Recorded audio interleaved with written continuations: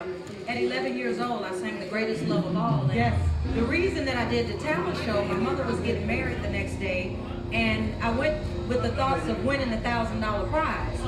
But what really happened was my life changed. I met Dallas Austin and I won the talent show, but it opened doors for me to do what it is I'm doing today. So God had a plan for me that I didn't see myself at the time. Wonderful. Is it also true that Queen Latifah was your first manager when you first started? My first manager was actually my cousin, who is now my manager. And what we did was, Latifah signed on as the co-manager. She had this huge company at the time, and she taught me about professionalism. She taught me about acting. She taught me about all these things that we didn't know anything about. Sure. So she played a major part then and even still now. Ah, that's beautiful. So you and Queen Latifah still have a very strong bond? Oh, yes. Oh, that's very good. Oh, yes.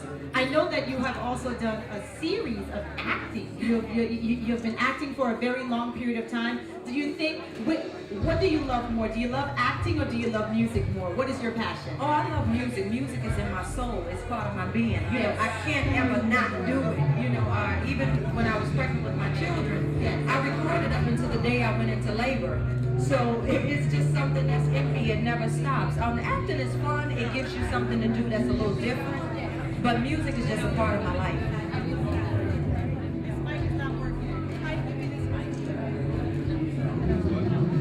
None of these, okay, this one is working. Tell me a little bit about your experience with working with The Voice. I know you were on The Voice for a little while. Yes. How did you like that? What made you become interested in being a part of The Voice? A friend of mine, CeeLo, is actually on The Voice. And he wanted me to be the coach. And the reason that I like The Voice so much is because when you do talent shows most of your life, I know exactly what they're experiencing, but they're getting a greater platform to do it because they're on national television. Yes. But I know the fears, I know the insecurities that may come about. So it's easy for me to relate to our team. Yes. Do you think you would continue wanting to do something? I see you like producing a series. Do you think later on down the line you may do your own The Voice or your own something in regards to music and television? I could see permanently being a part of something like that. You know, I like The Voice, I like American Idol. Shows that give people an opportunity that they wouldn't normally get. Sure. Those are the types of reality shows that I can actually be a part of. Right.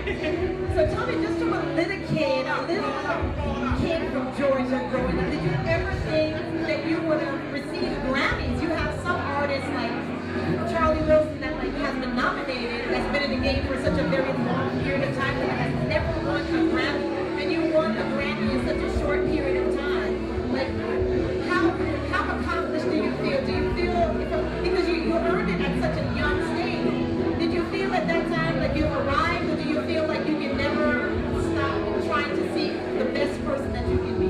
I don't ever feel like we've arrived because I think that there's always room for growth. So I'm always looking for the next thing. You know, winning a Grammy at 16 was not something I fully understood. You know, I'm still interested in getting my driver's license and still being a kid to some degree.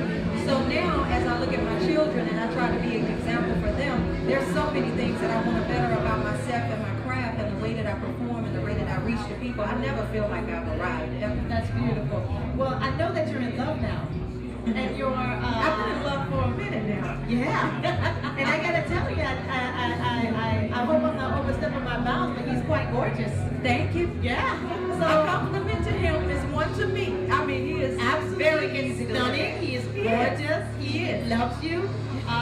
Do you see yourself having more children? Absolutely, because he's a man's man that loves the children I already had in a way that just touched my heart and touched my soul. So I would never deny him that. You know, however many more children he'd love to have, I'd be happy to give, because as long as he's the man that God asked him to be as a husband, I'm going to be that same type of woman.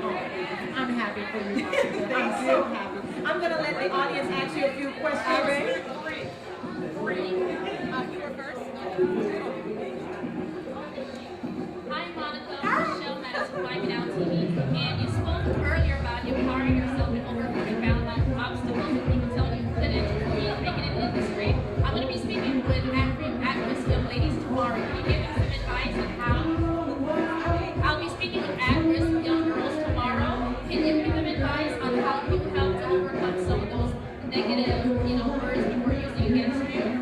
Well, I think the longer that you do what I do, you start to recognize that people talking, it's just simply that. There's nothing that can stand in the way of you but you.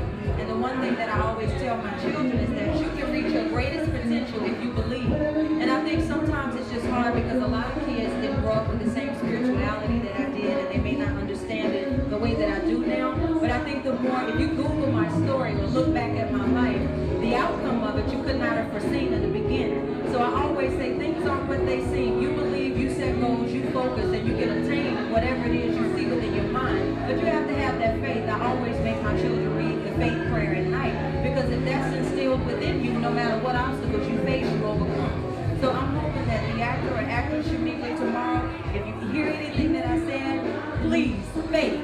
If you even look up the definition of the word, my son is 7, you look up the definition of the word, it gives you greater understanding about having faith and understanding that you can make it if you really believe.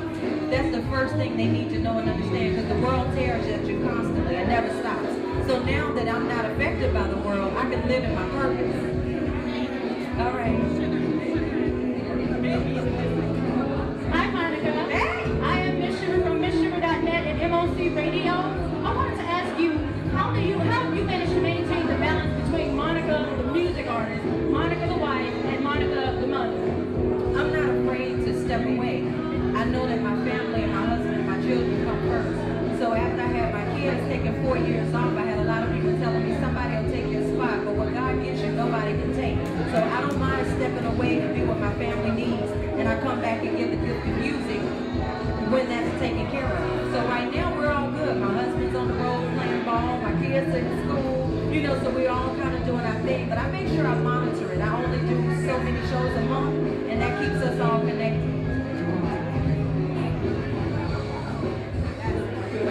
Hi, Monica. Hi. I'm Maria. I'm from the magazine.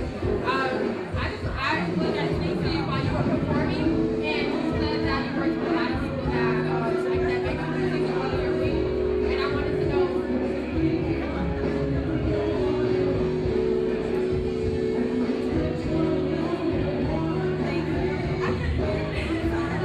You said that you worked with people that took you under your week, and I just wanted to know which one had the biggest impact on you and why. I would say without any question, Whitney had the biggest impact on me. Long before her passing, you would see me, I never went on tour without performing her songs and paying homage, and I always spoke of her. And I think it was because at about 17 years old, she and I actually became friends. And she started to teach me about self-love and not allowing what people had to say to change who I knew I should be, because I think that's something that she dealt with a lot. So Whitney was my greatest influence, because even the day before her death, she was continuously telling me, keep being you, keep being great, keep staying connected to the people. And hearing her voice always keeps me motivated to just be me. So Whitney was definitely my greatest influence.